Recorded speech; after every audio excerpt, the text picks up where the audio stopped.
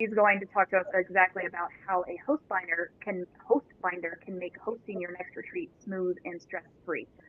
Um, sorry, retreat magic, not magic retreats. This is my first time going live, y'all, so give me a bit of a break. Raelyn, I would love to give a quick introduction about you and your work real quick. You're the founder and CEO of Retreat Magic, where you have been helping purpose-driven entrepreneurs bring their retreat visions to life without the overwhelm.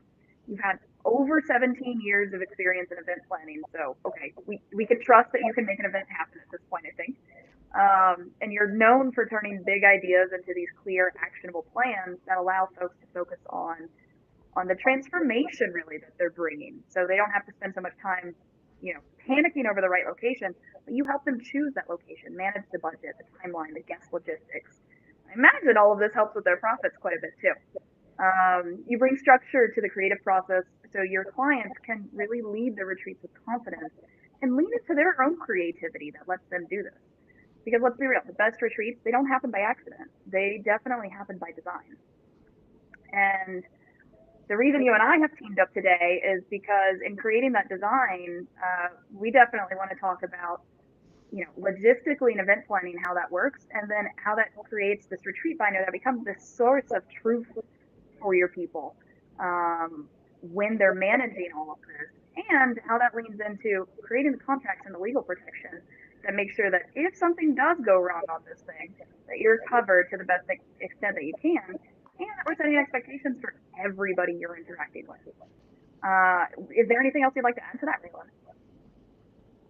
I'm getting close to 200 retreats. I would love to hit that number this year. So That's awesome. let's talk. Yeah,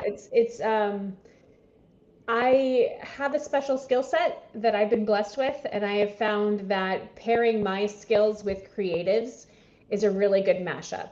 And as creatives, a lot of times people don't think about the legal protections. They don't think about some of the more structural things, right? Because it's Telling me. it just kind of oozes in, and the creativity and the like that heart-centered, those business leaders don't necessarily think of structure first, right? They're focused on creating an outcome, and that's where I want my clients to be able to focus. You should be focused on the outcome because that's what matters most. But if I'm just trying to kind of grease the path, so that's what I'm here for. Oh, and I think that's such a good alignment for you and I to be working on this together. Because our very first clients, we were the weird kids that were trying to make mermaids into bartenders at parties and run an entire business off of that. And do they want to think about the legalities of that? No, they want to focus on how they're going to create the costume for the mermaid and how she's going to serve drinks in a tail, right? And what This color is the a lot drinks more are fun. going to be? I just want to know what color the drinks are. But it's in supporting people that have these, what some people would call almost outlandish ideas. But that's where we're able to really push things forward and create transformations and help those folks create transformations for their own clients. So I'd really love to dive into this. We're going to be talking all things retreat binder, which Raelyn can hook you up on. We're going to be dropping in a bit of what should look like in your contracts as you're considering this. And if any of that's of interest to you, please be sure to join our mailing list. There will be a link in the description once this video is uploaded properly. On the live, I can't drop it exactly, but we offer exclusive sales to our retreat bundle only to our subscribers. And I think we could probably be sharing something of Raelyn's for her birthday next month.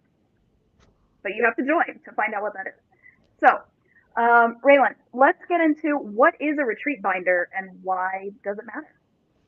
So, I've been doing this for a long time, and there are certain documents that I kind of always felt like I had at my fingertips when I would go into a retreat, right? As the event coordinator or the planner or whatever you want to call it.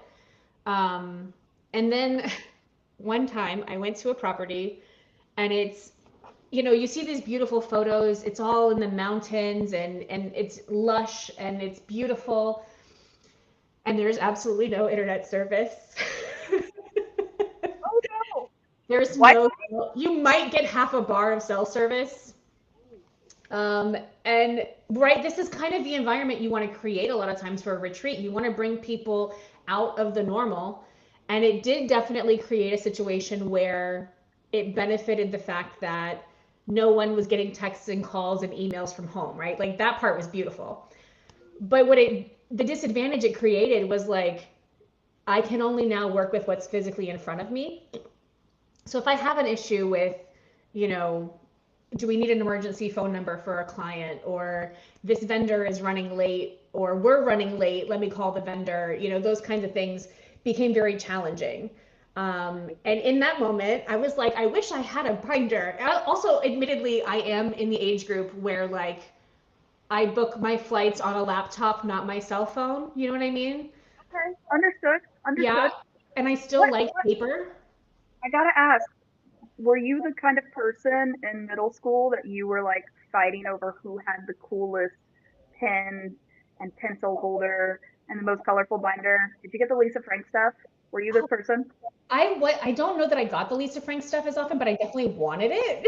Okay, okay. I All mean, right, cool. I just needed to know exactly what kind of binder we were trying to work with while we get to this. as an adult, right? Like I have every color pen under the sun out just outside of my reach right now. So yeah, that's definitely me. Like I'm definitely a pen and paper person when I take notes and that sort of thing anyway. So I did have a lot of, yes, the erasable ones. Yes, exactly. Y'all, you're sleeping on this. I promise you. And the highlighters to match. Yeah. Anyway, um, yeah, so I definitely had a lot of stuff written down. There weren't any major emergencies that came of it, but it was one of those things that definitely set off a light bulb of like, oh, I need to be doing this in Hmm. paper form, not just in digital form. Because Yeah. digital's great, right? I can copy everybody on, I can share the document with a million people, and everybody has the information at their fingertips until the tech breaks. And we all know that the tech always breaks. When you need it most, right? Every So time. what I'm hearing is you got to this venue and you're like, okay, this is all great, but there was a moment of anxiety that kicked in, right? A bit of worry, a bit of stress, and making sure everything was going to go right. And immediately you started thinking about all of the what ifs. And instead of being able to, be like, oh no, everything's in this binder that I have right in front of me, you were like, now I'm going to worry about this for a little while. Exactly. Now I'm going to be on edge anytime we go anywhere. And I'm going to, you know, the moment we got into town, I started downloading everything so it was local on my phone at least. Because I did, you know, it as a retreat planner, if something happens, the host turns to you and says, "Where is it?" And so if I don't have that, just the possibility of not having what I needed to have at my fingertips definitely created plenty of anxiety. So that's kind of how the binder was born. And it's morphed a little over time.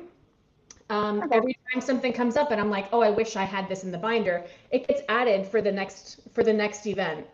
So that's kind of how the process is run. So we've groomed and tailored and kind of decided what needs to go in the physical copy, what you should have a digital copy of, and what you kind of need both. You know. Yeah.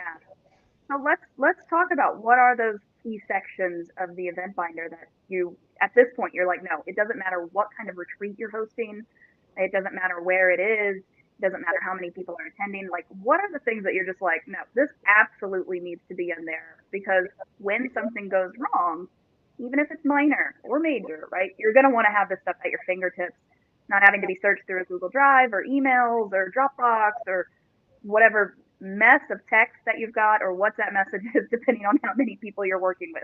Walk me through those like really important sections to make sure we have.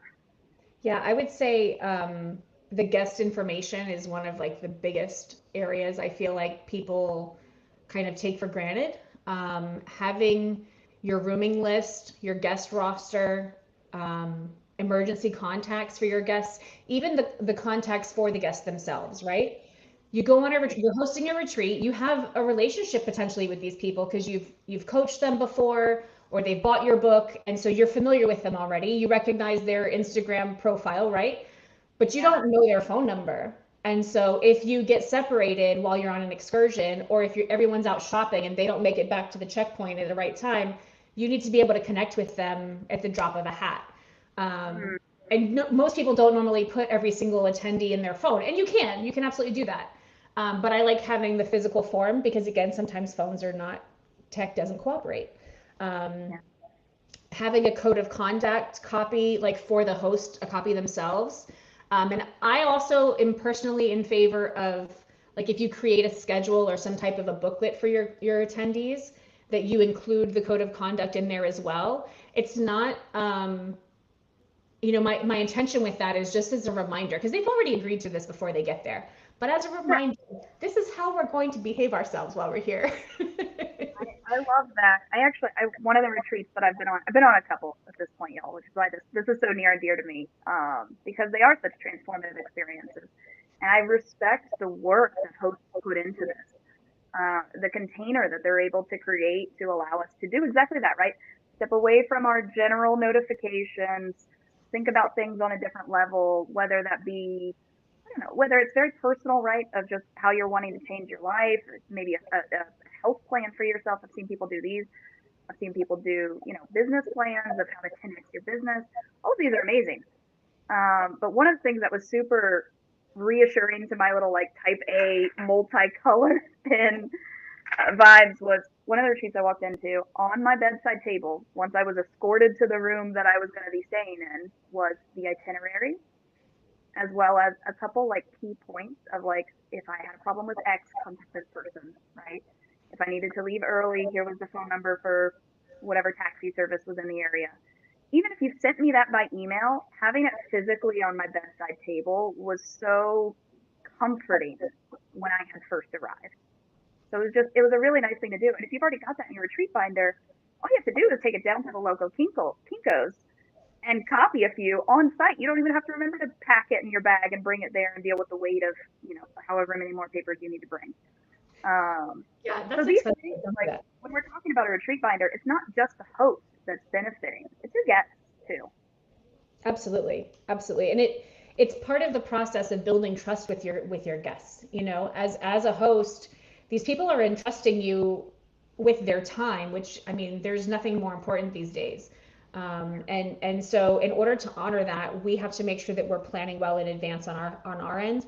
I personally love to send things like the itinerary, the meal plan. Like people, for some of us this is a big deal, and for some of us it's not. But for those who find value and comfort in the structure of those kinds of things, it can make a huge difference in the energy that's created before they even set foot in the place. So it's a whole other list of things that we can do to kind of lay that groundwork.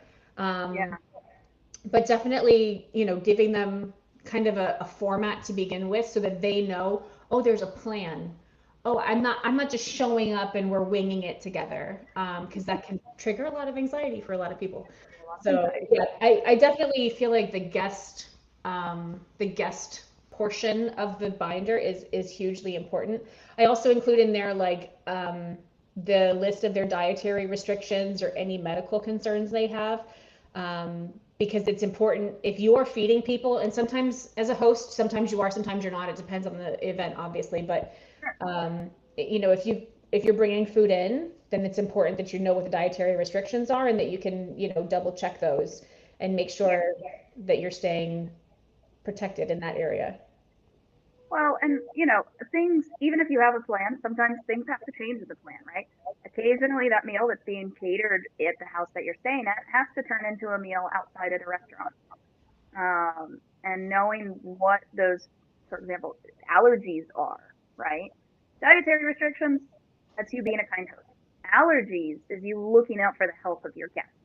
Being able to access that kind of information really quickly is going to be very helpful to make sure that you're letting when you're choosing the restaurant, right? Because that's the change you need to make. You make sure that they don't have nuts on the menu. If somebody has a severe allergy to nuts and they don't have their EpiPen with them. Let's not do Thai if they have a peanut allergy. Like, let's just skip the whole restaurant. Exactly. But if you don't ask for that information beforehand, and your brain as a retreat host is running a million miles a minute the whole time you're doing this. So your brain is meant for processing information, not storing it. This doesn't need to live inside your brain while you're hosting, but you do need to know where to access it super easily. On top of that, I'll throw in there when it comes to this, because this could be a huge liability, right? We don't want to bring the person with a peanut allergy to the Thai restaurant and tell them to figure it out. But God forbid you go to a restaurant that's not a Thai restaurant and they, for some reason, have a mountain of peanuts back in the kitchen and they don't tell people like there's some kind of cross contamination or something. It's worth checking. Like, do your retreat documents, does your insurance policy, do your attendee contracts, do any of those things protect you as the host if there happen to be peanuts in the kitchen of the house or of the restaurant, right? Because there is a balance between you playing a good host, and I use the word host very specifically. You're hosting these people. You're creating an experience for them. But also you as a business owner and them needing to have radical accountability for their own actions and their own health issues, all of that. The easiest way we see that is in health and liability waivers, right? Of like, look, we asked if you had any allergies. We asked if you had any other stuff. We will try to take all of this into consideration. And the best host will take all of it into consideration and make sure everything's fine. But in case something doesn't go right, this is on you as the attendee to triple check that there's not peanuts in the dish that you're eating and to carry your, right? So asking those questions to whoever has your insurance document or making sure that's addressed in your attendee contracts and finding that kind of liability waiver, that's going to be really helpful in giving you the peace of mind in case we do find those peanuts while we're on that retreat, right? And I feel like, especially as a mom who has a child who's allergic to peanuts, they find there you go. The peanuts they pop up. People, yeah. They pop up, don't they? Magically. It'll be in the chocolates that they left on the pillows or something. You know what I mean? It's wild. Yep. Yeah. It's important to make sure that you also have an action plan. So that kind of leads me into one of my other sections is the emergency plan, right? You need to have a contingency for allergy reactions, for medical type emergencies, injuries, even bad weather. If there's so last year I was supposed to be going to, or earlier this year I was supposed to be going to an event, and then all those wildfires happened in California, right? So you need, an evacuation plan. Like there are different plans involved in terms of just emergencies overall. Even things and I think I know what event you're talking about. So we should decide on timelines to let people know that we're changing and turning on emergency plans before there's an emergency, right? In certain areas like California, wildfires are common. In other places, earthquakes are common, right? Your emergency action plan should change and adjust depending on the location of your place. So with that in mind, what have you seen being the situations that people most commonly forget about when they're trying to make an emergency action plan, if they've made one? I feel like it's more common that they just don't make one. Almost like they don't even think about it, right? And because we plan for the best option, right? But we hope for it, certainly. Is that things go wrong. I mean, it's human, right? It's life. And so we have to take into account like what if, right? So you need a bad weather plan. A lot of times people will plan an excursion and then, like I'm gonna go, to this river and we're gonna walk alongside the river, do yoga by the river. Great. There was 8 inches of water last night. There is no longer a bank to this river. It is now rapids. Maybe we shouldn't do downward dog in the rapids. Maybe.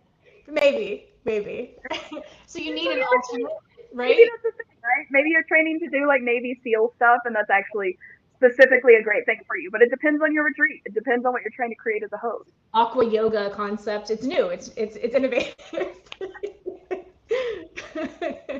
So yeah, I mean, you need to have like bad weather backup plans, right? So for each of the items on your list, you may want to have something alternative if it's outdoors, especially. But also considering, there are times when you're going to go on like an excursion of sorts where you need transportation to go from point A to point B, and in order to get there, you're supposed to take this bus. Well, now that bus broke down. So now we have option A. We continue to try to do this and we rearrange some other scheduling things. Or option B, what can we stay at the property where we're sleeping? What can we do here? And so a lot of times I'll have people come up with like 2 alternate activities you can do indoors at the place where you're staying, and then 2 alternate activities outside of the house in case something has to be rerouted or something like that. And not necessarily bad weather even, but just, the transportation broke down or whatever the case is. So. And having those contingency plans, whether it's an emergency or not, it sounds like having, your venue and vendor contacts and backups for all of those vendors is super helpful to also have in this retreat binder. Yeah, that's absolutely one of the top, like if you don't travel with anything else printed, Yeah. please print your guest information and your vendor and venue information. You know, Get you an need to address make and a phone call numbers, if your y'all. food is late. Say it again. Let's get an address and phone numbers at least, y'all.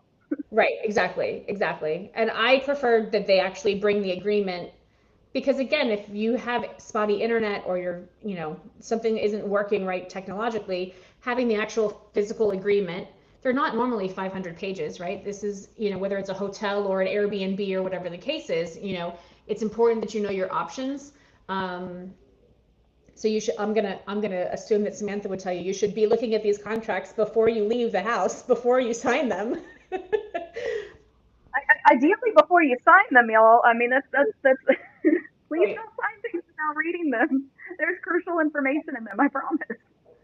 And so when you bring it with you, if you have multiple vendors or like you were saying before, right? Your brain's not designed for storing information but for processing. And so if you're in the midst of an event and you're processing and you're dealing with 10 or 15 new personalities that you're trying to take through a transformation, the last thing you're going to want to try to remember is what time was checkout?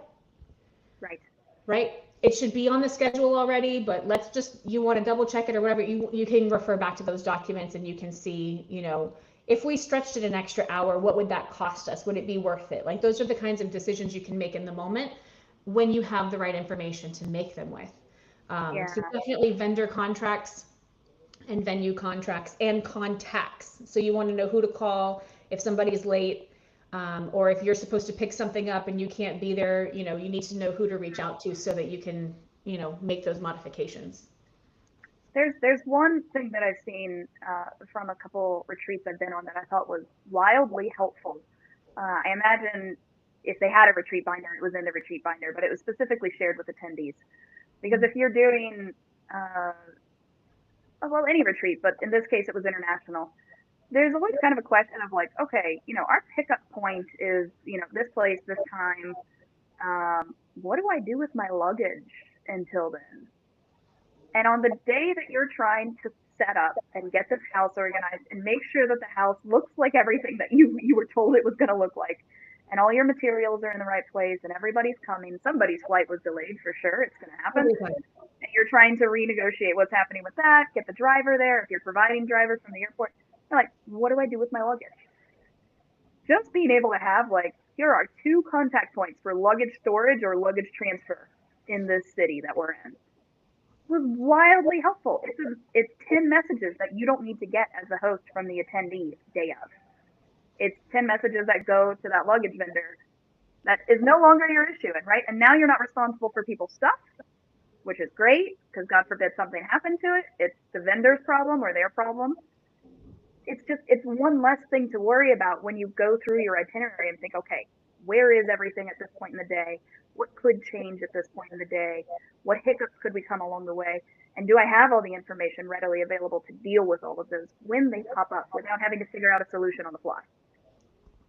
Yeah, and similarly, I mean, I also like to know like a couple of coffee shops and a couple of food places, one vegetarian friendly, that are nearby that I can also give to my attendees because it's important. Like you said, if they decide to take an early flight, well, here's some Yeah. places you can hang out in the meantime with or without your luggage, so it gives them options where anytime you can put yourself in their shoes and walk through the process of trusting someone enough to purchase their retreat, right? To book it. Trusting someone enough to get onto an airplane, take days off of work, away from their business, whatever the case is, away from their family, their lives, and get on an airplane to come to this place. To me, that is an enormous amount of trust and it is an absolute gift. And so I think it's important that as a host that we honor that and that we make sure we're respecting the time that they've given to us. And so kind of walking through the process of what it would look like for them to get off the airplane, to get to the place that you're hosting or wherever they're sleeping, what the check-in process would look like, to if you can ready them for that. Again, even if they're not necessarily the analytical, I need to know where everything is type, even if they're a go with the flow, that's fine. They now feel the current, and so it pulls them into a direction and it creates a piece that is more, important, I think, than anything else. It's really not about the logistics. It's really about the peace of mind that we're creating. Well, but the way that we get to that peace of mind is through planning all of the what ifs beforehand, right? And that peace of mind allows people to focus on the retreat, focus on the experience that you're trying to create, which I think is, it should be part of your goal of any retreat, no matter what the purpose of the retreat is. Absolutely. I think it's really important to bring to this. For anybody watching or listening, I would love to know, just from what you've heard so far, right, what part of the retreat binder that maybe you don't have in your current process would be the most helpful to you on your next event, right? We talked very specifically about like having that attendee conduct thing in your binder in their rooms. We actually have it in our contracts that this is something they agree not to be shitheads. Important. And specifically, if they drink and they cause problems, the problems are their own, not yours, right? These are in our contracts, but telling people that beforehand is super helpful. And I don't know that that's something a lot of people think about. Or maybe, right, like Raelyn was saying, maybe you don't have an emergency action plan for if there's wildfires or earthquakes or a global pandemic kicks in, right? We saw that one happen. These things they seem strange in our world where everything looks perfect in how we're planning it. But they are more likely than not the reality of something's going to be a hiccup. Hopefully it's a smaller hiccup, right? Right. But you're going to run into some of them. Exactly. Yeah. So we already talked a lot about really why like that emergency action plan is crucial. But I would love to hear from you, a story of when this preparation, this retreat binder, even just the preparing of the retreat binder, right, kind of saved the day for one of your events. I mean, I know the first one that comes to mind, because we were just talking about phone numbers, is losing a guest. Yes, right. Being out, for dinner, and there's like a marketplace area, so we're all kind of, some of us are dining, some of us are drinking, and some of us are not, and this person decides to go wander into the market, which is not generally an issue, right? You are a whole adult. You can do what you want. Right. We're all adults. This should be fine. You have the address of where we're supposed to be going next. Right. Or do you? Exactly. And how much have they had to drink? Who knows? Like we're not babysitting, right? We're on a retreat. There's a difference. And but when it's time to get back on the van to go back to where we need to go, we cannot find them. Yeah. And so again, it was like, I need to have this phone number. This is important in order for us to be able to do this well, because then it's like, as a retreat host, your mind goes into all the worst places of, oh my God, they were kidnapped. Oh my God, they've been lost. Oh my God, we're never going to find them. Right? Like you start thinking about how what am I going to tell the family? Like you start to, I don't know, maybe not everybody does, but I'm like, that's a spiral. But it's so simple, right? Write down all the phone numbers, put it in the binder. Problem solved. And I'll add 2 points to that. As somebody who has lived outside of the U.S. for most of her adult life, I mean, a lot of the audience we're talking to here are folks bringing Americans on retreats, and especially now, right? International retreats are becoming huge. A lot of Americans don't realize that their phone may not work when they leave the U.S. Or they get stuck in a position where if you're on Verizon, they're like, yeah, pay us, I think it's like $10 a day still to have your phone work. And if you're on a 10-day retreat, that kind of sucks. So at least as someone who's been on the retreats, not the host, I tell everybody in the group beforehand, I'm like, guys, there's this thing called eSIMs. You download an app on your phone. It's $15 for data for the whole thing. And please learn how to use WhatsApp or Telegram because they operate on data. We don't need your phone to work, right? You would, and even if you don't do that, then we can find you if you're at a coffee shop and can find Wi-Fi. Right. So making sure people know those options, like you having their contact information and their contact information being functional, right? That's such like a core thing. And then, God forbid the worst happens, right? God forbid somebody gets sick. God forbid somebody gets food poisoning from a restaurant you took them to. They trip and fall. They need medical attention. All of these things, right? After you get through the, oh my God, are they okay? How can we find them? How can we help them? How do I tell them what happened? The next step for every business owner is, oh my God, is my business going to get sued? Am I going to get shut down for this? If you don't have a liability waiver saying you have accepted all of the risks of walking around the city, right, of doing the activities that we told you we were going to do, of drinking and maybe doing something a little silly because you are an adult, right, and we're not babysitting. You have to accept that these are things that could happen to you and adjust what those risks are based on your ability to judge the opportunity, right? We're not going to control how much you drink, but you need to know if you can only handle one glass of something, or if you're one of those people that's got, the liver of an Irishman and can drink a bottle. It's not our job to know that as host, as the company hosting you, as the restaurant hosting you, as the vendors catering to you. It's your job as a human. But making sure you've got the documentation to back that up in case something goes wrong is going to give you a lot of peace of mind and be able to focus on helping that guest in that situation rather than a panicked mindset of like, oh my God, what about my business? Right. So I think that's a really crucial thing to make sure that you have and that your guests are signing when they buy your retreat, not after, right? It goes along with your attendee contract.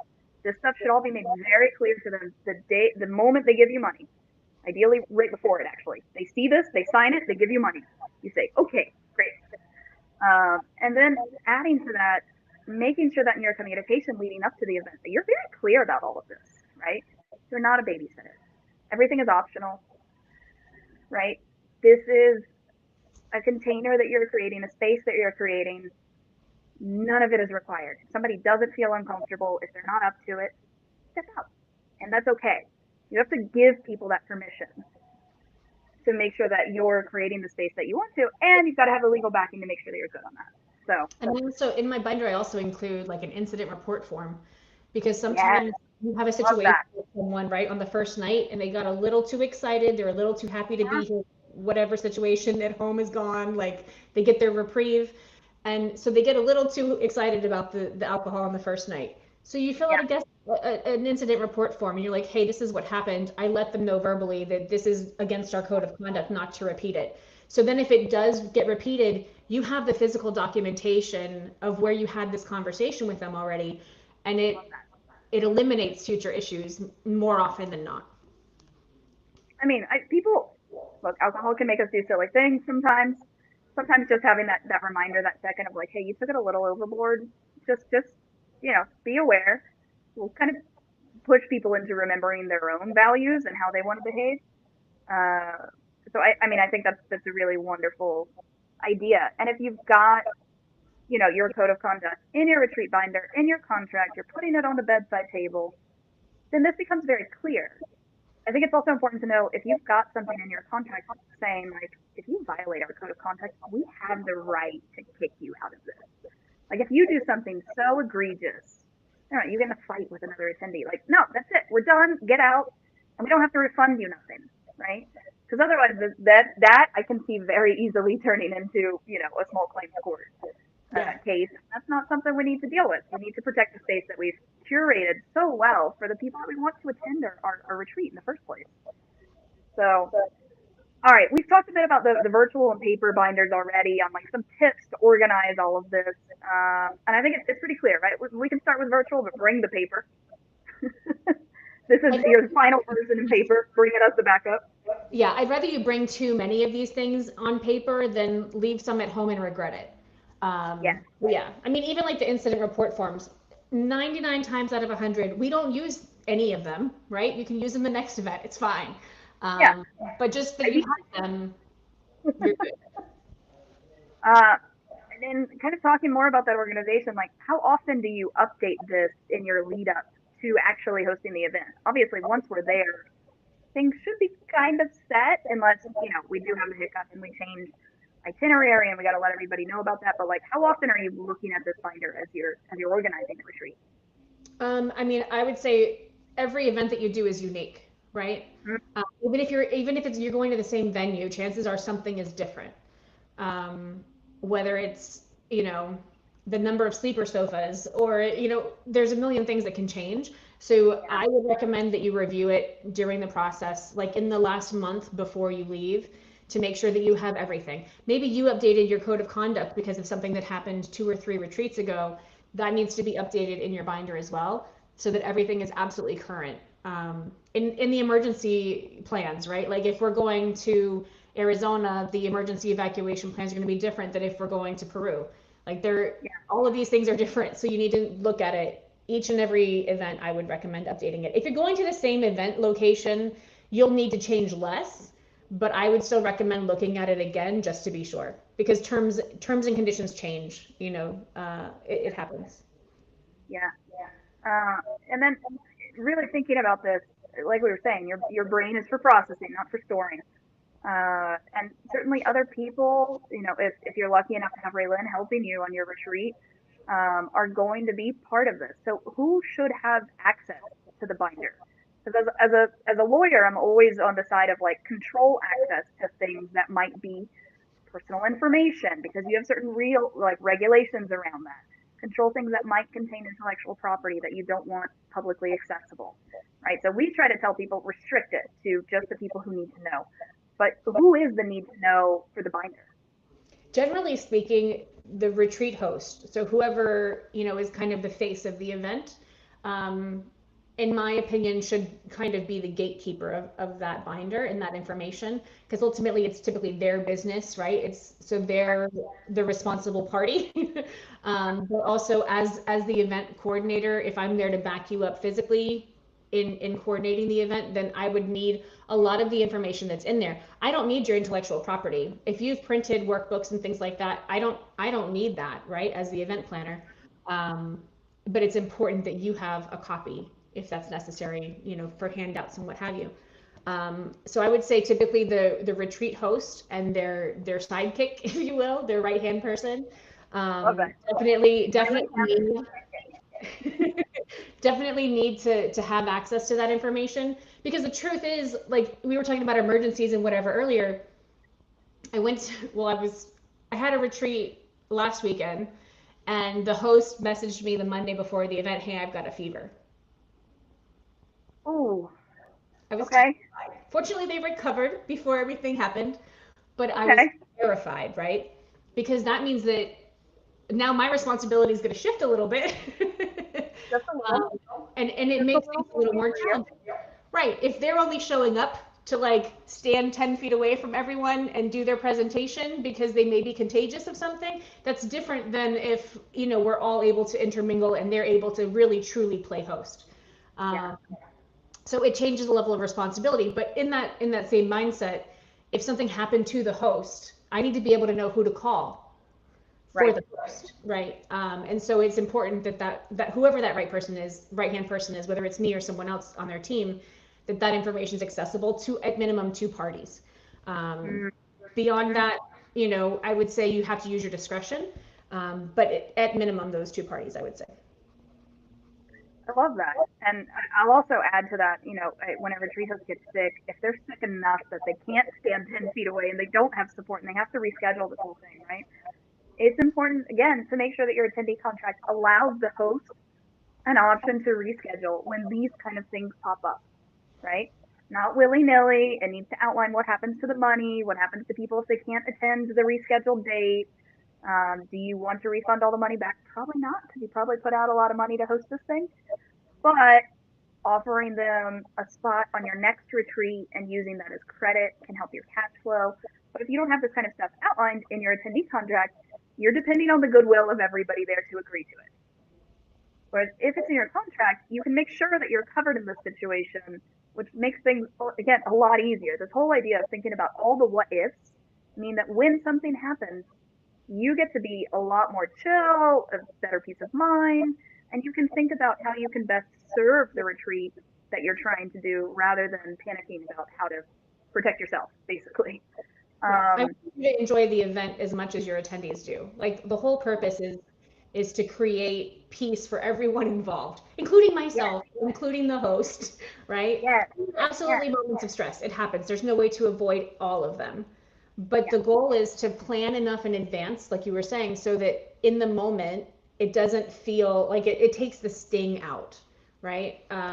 It's not as harsh of a situation and it's not as emotionally charged. If you already know what your rules are, if you already know that there are no refunds if you decide to leave halfway through, then saying that out loud is a lot easier in the moment than if you decide a policy at the spur of the moment, right? And don't ever do that. Make sure there's a policy in advance. This head's about to explode. But say it aloud, say it in writing, say it in email, say it in the Telegram group before, say it a million times. Please, I beg of you. If you want to see how to say it in writing, we do have a retreat template bundle available for sale in our shop. That way you can get something to start working with. It covers everything that we've talked about today. And if you want somebody to be your right-hand person, Raelyn is here and happy to travel. Raelyn, where can they find you if they want somebody like you to become their right-hand person at their next retreat? Yeah, the easiest thing is just go to retreatmagic.com. If you want to join the newsletter at the top, or if you want to reach out to me by email, that's all that information is there. And I do support people who run their own events in other places that I don't go to. I also do show up on site for people as well if they need that level of support. So those options are all there. Maybe you just like need a little legal help. Then I have people like Samantha I can refer you to that can help shore up all the places that need to be shored up in your process. Because ultimately, I feel like retreats are transformative. Travel is absolutely transformative if you give it the opportunity to be. So I would love to give that opportunity to as many people in the world as I can possibly help. So that's ultimately my goal, is to support people who are creating change in the world. All right, so what's the next country you're going to? Brazil, obviously. You want to know the next one I'm going to? Where? U.S. I think know. my New York. Well, guys, I want to thank you so much for joining me on our very first live. Please check out Raelyn if you've got a retreat coming up. She would love to support you. And thank you so much for watching. If this was helpful, please like, subscribe, turn on the notifications. We've got a series of videos about this coming up in the next couple weeks about things that can make your retreat better, make sure you're better protected, make it easier for you. And in the meantime, comment which binder section you're going to start with if you don't have the binder yet. Okay? And thank you, and I'll see you till next time.